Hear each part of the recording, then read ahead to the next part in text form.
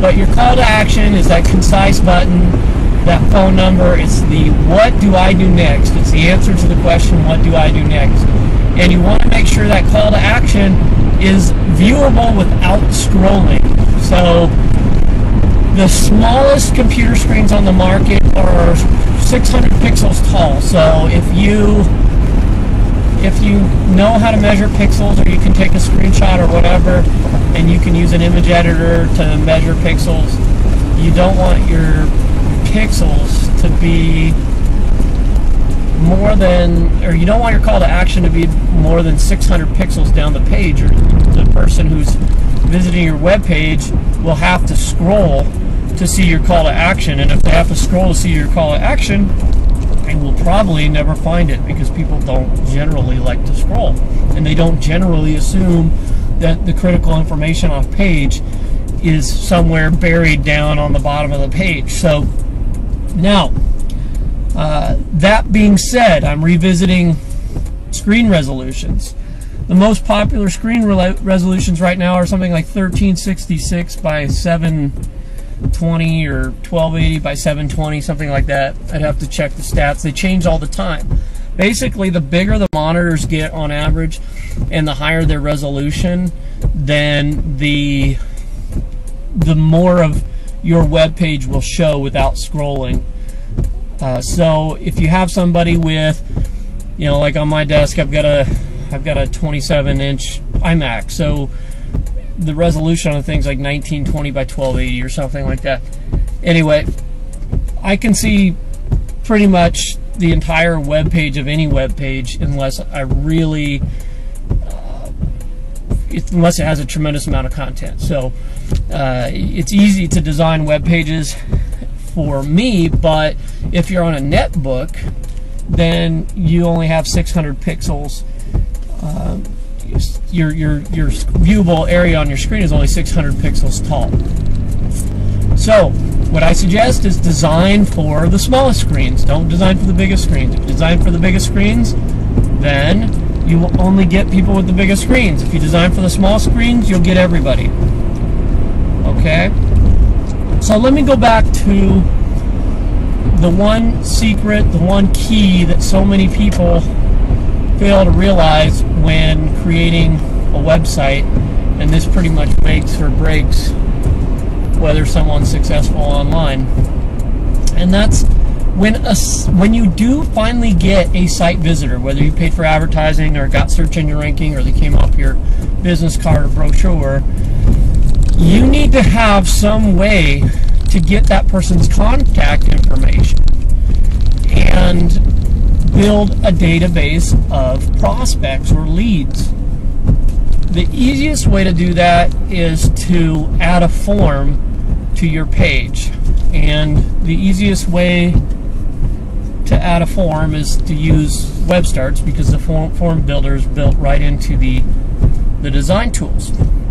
But let me tell you a little bit about this form. Number one, people will not fill out this form if you don't give them a reason to fill out the form. Just having a form on your page isn't going to get anybody to fill out the form. Number two, nobody wants to read your newsletter. So, whether maybe you're offended by that, because your newsletter might have really great content, but unless you can tell them some compelling reason why your newsletter is valuable. I see so many people that put forms on their page. It's like, subscribe to our newsletter. It's the question is really, do I want more spam or not? And of course I don't want more spam. If your information's that great, you'll have it on a blog, and I'll come to your site and read it that way. So here's the key. The key is you need to offer your site visitor something of tremendous perceived value that hopefully costs you little to nothing, and give it to them for free in exchange for their contact information. And okay, so the key is, again, and it's so important to listen carefully to this, the key is, again, to give something away that costs you little or nothing in exchange for contact information, something of high perceived value. So something that your potential client would really value. And it's up to you to think of what that is for your business or your business category. But it's important to keep this in mind. When you're asking for their contact information, the more information you ask for all at once, the less likely they are to give you any information. So it's a good rule of thumb to ask for the absolute minimum amount of contact information in exchange for that item of high perceived value. Well, what is the absolute minimum? For me, in my business, the absolute minimum is an email address and a name. If I have your name and your email address, then I feel good about my chances of converting a fair number of people to becoming my paid clients and converting them from prospects.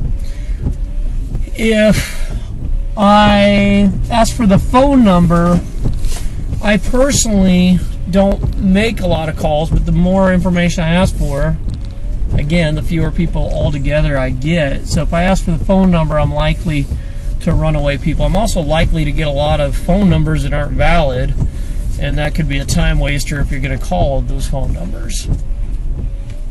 If you want to ask for more than just the name or the email address, like the phone number or their physical address or their business category or something else, then what I recommend you do is ask the person for the minimum in the first step, and then later on ask them for more information. So for example, on the home page you might say, to receive this item of high perceived value, please provide your email address, your name and your email address.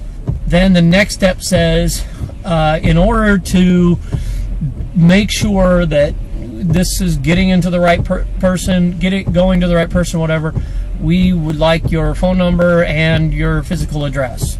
And then you could even have a third option where, you know, you drill down, get even more data, like, you know, a full survey, like what's your business category, or it just depends on your industry. You have to use your head a little bit and come up with something creative and compelling, which is really the answer